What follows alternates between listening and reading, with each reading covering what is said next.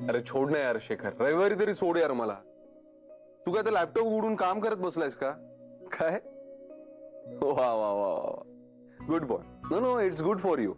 काय तुझ्या आवडीचा क्लायंट आहे ना, बस मग आता रविवारी पण काम करत, नाहीतर काय. अरे पाठवतो रे बाबा, अजून 1-1.5 तास तरी लागेल ना तुला, तोपर्यंत पाठवतो मी. बस हो य, चल बाय. काय शेखर का? हो.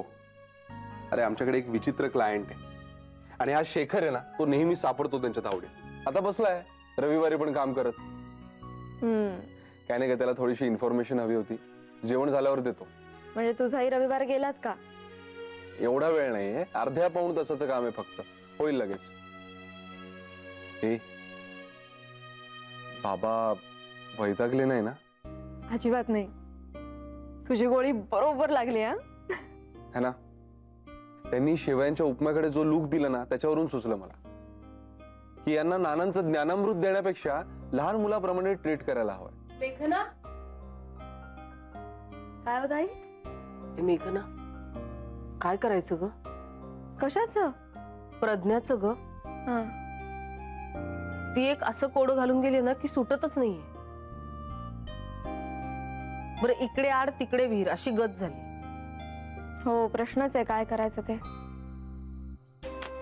हो ग, आणि तुला सांगू का, तिला बिचारीला इतकी खात्री वाटते ना की आपल्यापैकी कुणी ना कुणीतरी अंजलीला नक्की कन्व्हिन्स करेल. बरं अंजलीशी मी बोलू शकत नाही, कारण माझी काही एवढी जवळीक नाहीये ना तिच्याशी.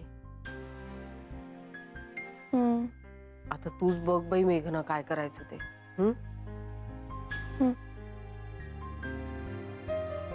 आदित्य, चला जेवायला निघूया ना.